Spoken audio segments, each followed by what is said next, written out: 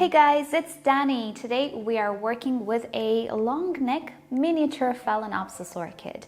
Now, if you guys are older on my channel, you might know I had a long time ago a Phalaenopsis which I found in the flower shop with a very long axis. And what I did back then is actually remove part of that stem so I can make the orchid better fit in the pot, make it easier to water and keep her hydrated because the roots were higher up as well.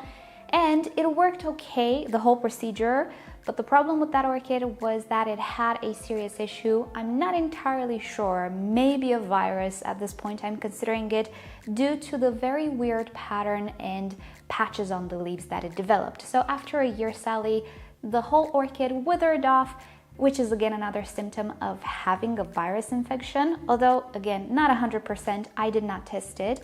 But the bottom line is I lost that orchid, but the cutting of the stem was actually a success.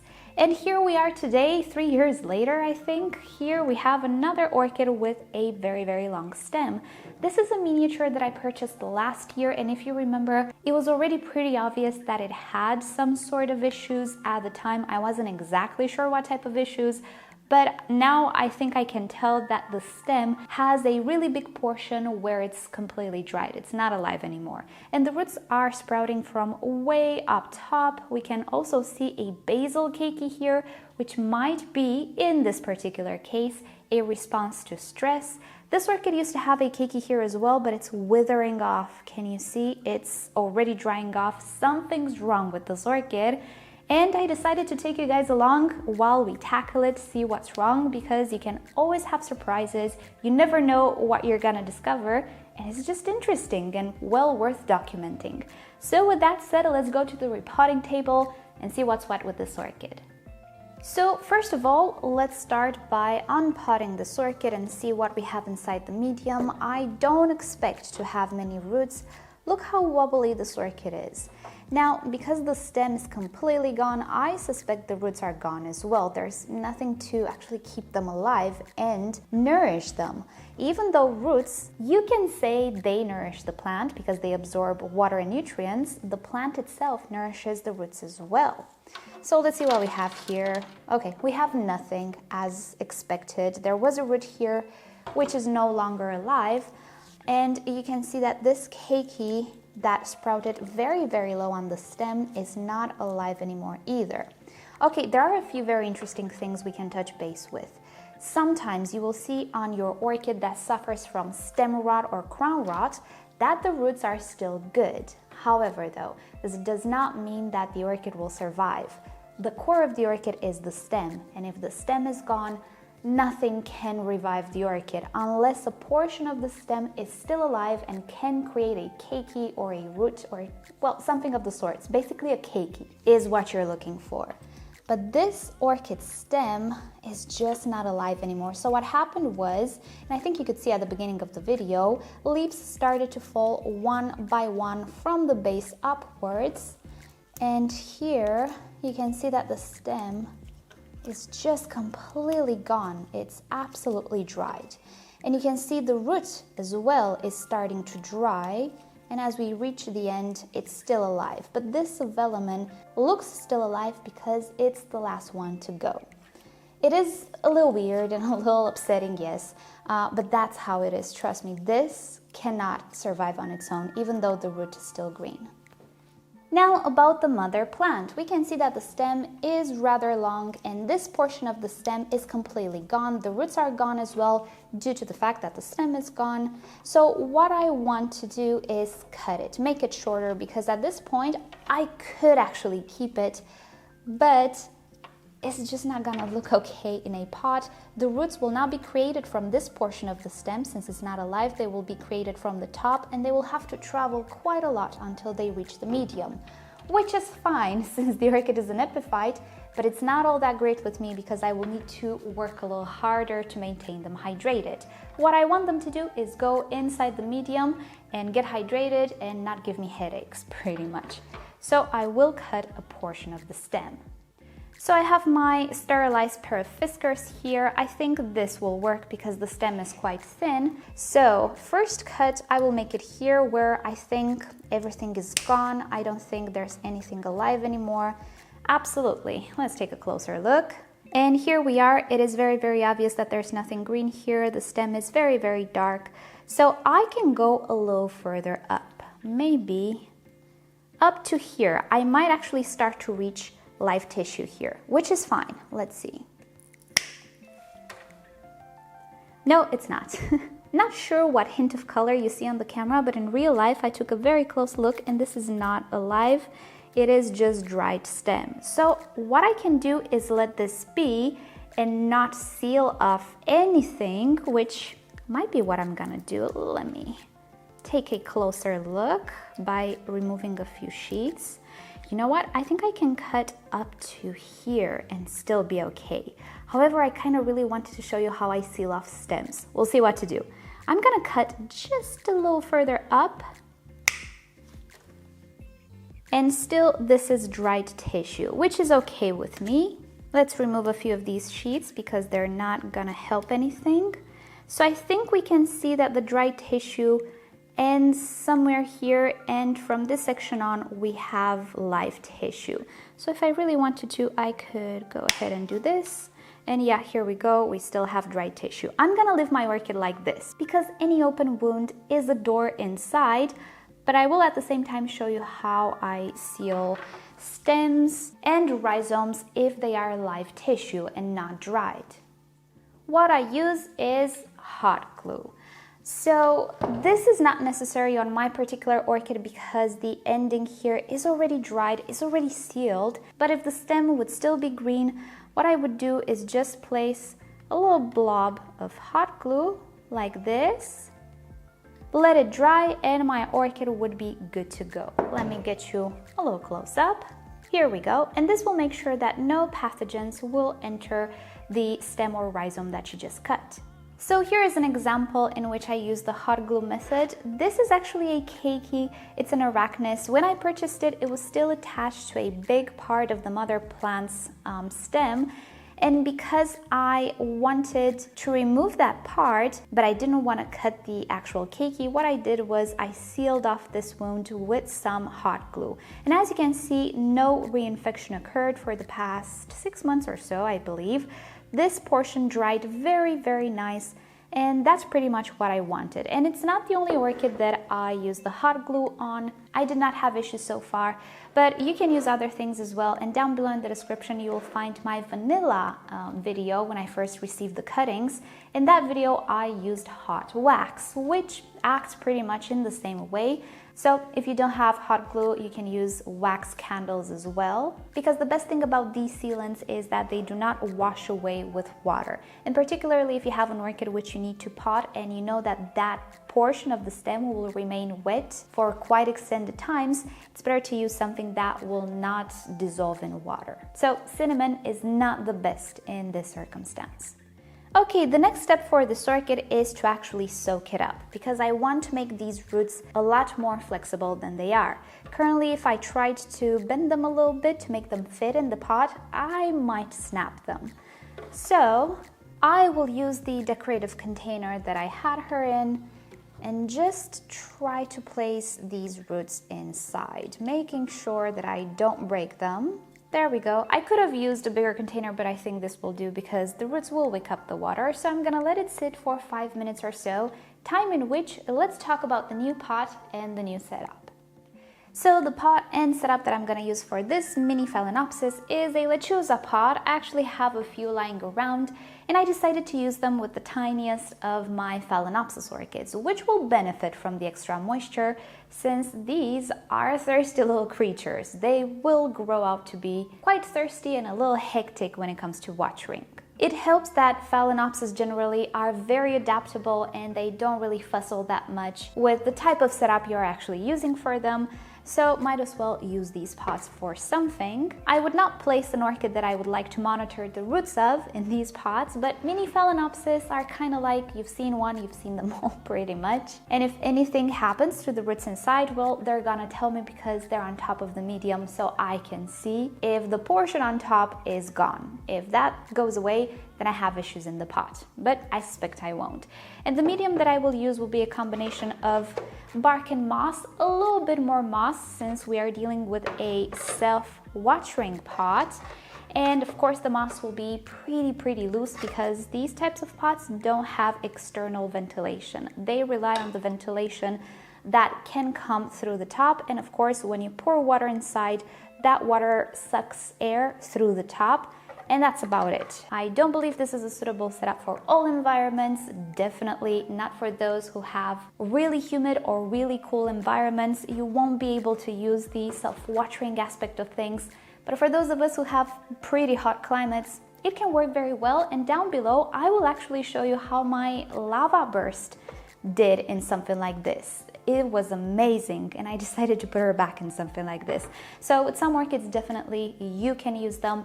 Miniature Phalaenopsis, if you make sure that the medium is as airy as possible, given the circumstance, they should do absolutely fine as well.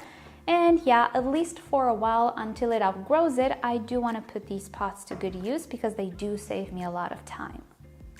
And given that the orchid we're working with basically has aerial roots, if you think about it, there wasn't any good root in the medium, it is a good idea to worry about how the aerial roots will respond to life in the medium, which is pretty wet. And to better exemplify what I will say, here we have another example. This is my Ingracum Vici. I'll link it down below again to the video. This is a keiki that I got from the mother plant, which sadly I lost. All of the roots on this keiki were aerial roots, and wouldn't you know it, I potted it in medium a few months ago. So let's see what happened to this keiki. Let's see if the roots are still okay and explain. So on top of the medium, we can see that the roots are absolutely fine. I don't have dead roots, which means there is a very high chance that the roots inside the medium are super healthy as well. Being that I have a transparent pot, I can actually take a sneak peek and I can see that the roots are doing absolutely fine inside this medium. And keep in mind, this was a keiki. All of these were aerial roots, never in contact with medium or a lot of water for that matter. And when you're dealing with super sudden changes of environment, indeed roots can get into this sort of a shock and they might die off because they're not prepared to live in a very different medium. Hence, whenever we switch the medium drastically with our orchids, let's say from moss to bark or from bark or bare rooted to a moss situation or a more water retentive medium, we need to do this adaptation gradually. So what I did with this guy was I tried to make everything super airy, and I hope you can see that the air pockets inside my pot are super large. Yes, this pot can retain a lot of water, but if I don't want it to retain a lot of water, then it won't, because I control it. I can control how much water I give to this orchid, my watering technique, so that I make sure that the pot doesn't retain as much water. So at the beginning, what I did was just run a little bit of water through the pot and then let it be, see how the roots reacted. I did this for 2 to 3 weeks. Then I started to run a little bit more water for more than 3 seconds, and the medium retained a little bit more water, and so on and so forth. Now I am in the stage where I can actually pour water, let it pool at the bottom, and then the moss absorbs it up, and I am perfectly fine. And this is because the roots have adapted, and more than that, they have started... You don't take me seriously, do you? So they started to create their new segments in accordance to this medium, and their new segments are already much better adapted. The pre-existing segments, they have adapted somewhat gradually as well. In any case, they did so as much as to be absolutely fine and alive in this medium, and this can be achieved with any orchid if you just take things gradually. So in the same way, a keiki with aerial roots from a Phalaenopsis can be adjusted to medium if you just take it gradually. And yes, there is a difference. I was working with a more ventilated pot there, but if I make sure that the medium is airy enough and if I make sure that my watering technique is spot on, I can make this work. Do I recommend this to very early beginners? No, because there are some things that you simply acquire with experience and with handling multiple orchids. So maybe if you're a super beginner, maybe don't do what I'm doing. Maybe don't go for this type of kind of very closed pot. Just stick with the plastic pot that is transparent, that has aeration holes. That will make life easier for you. But of course, if you think that this setup could benefit you, do test it out. Just be mindful of that gradual adaptation of the roots. However, though, if the orchid's roots were already in the medium, they were already adapted to high moisture levels, this will not be necessary. Just make sure that the medium is a little bit more airy in this setup, since you don't have those extra ventilation holes. And with that said, I think my orchid is all soaked up. So let's get to potting. Alright, so the roots are green, they're much more flexible. We can go ahead and repot. And just like with a normal pot, I will start with sphagnum moss at the bottom in contact with the wick, because sphagnum moss itself can be used as a wick. So at the bottom, I want this layer just to be sure that whatever water the wick wants to deliver, it will be absorbed. If I would put bark at the bottom, this would not work. I have to consider if I will leave any root outside, which I might, because I only need a few of them to be inside. So I'm gonna do some tests. It's trial and error, really. And if some of the roots will not stay inside completely, that's perfectly fine. The important thing is that I have at least some sections inside the pot which will absorb water. So one version would be this, and I would be okay with this. But this root is just so flexible. So maybe I can put this one as well and maybe leave this one outside, which is not as cooperative with me right now. Yep, this root, if it wants to go out, it can totally do so. This root can hang out here, and that's absolutely fine. It can be an aerial root, and these guys will be inside making sure that they hydrate my orchid, and whatever root wants to sprout and whatever branch wants to sprout, I'm good with it. So next up, I will place a little bit of bark. Next, I will go ahead with some more sphagnum moss that will connect with the first layer of sphagnum moss that I placed here. I'm not gonna press on it because I wanna maintain things pretty airy. Just wanna make sure that my orchid is in place. There we go.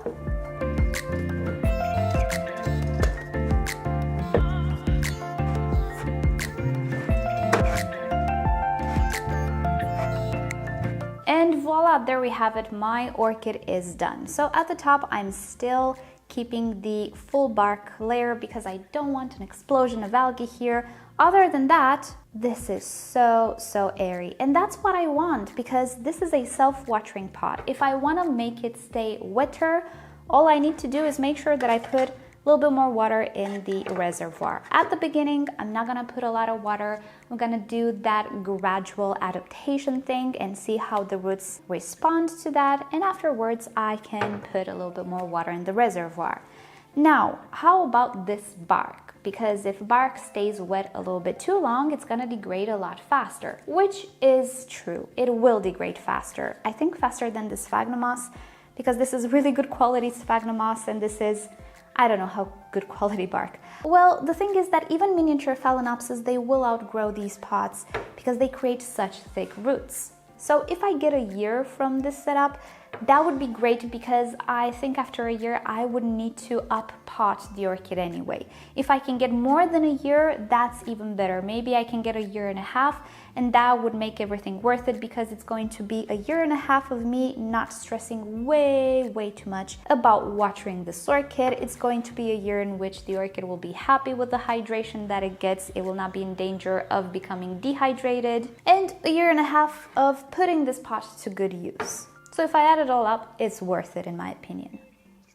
And here she is together with her brothers and sisters. What I did was just run a little bit of water through the medium. I'm not going to fill up the reservoir just yet, and I don't need gloves at this point. I'll practically keep her under observation and see how these roots react. If everything goes well, in about a month, I should be able to put her on a normal watering schedule and pretty much call it a day. So that is about it for today. I am happy that we got this case because we could talk about a whole lot of stuff at the same time, which is always nice when we repot orchids. And of course, don't forget to visit the description below. I will add as many links related to today's subjects as possible. Subscribe to my channel for more orchid videos, tutorials, experiments, updates, and other fun orchid subjects. If you wish to support the channel, do consider becoming a member or visit the merch store linked down below in the description. You can also follow me on Instagram and Facebook. It's always nice to stay in touch there as well. I will keep you up to date with the evolution, and with that said, I'll see you next time. Bye!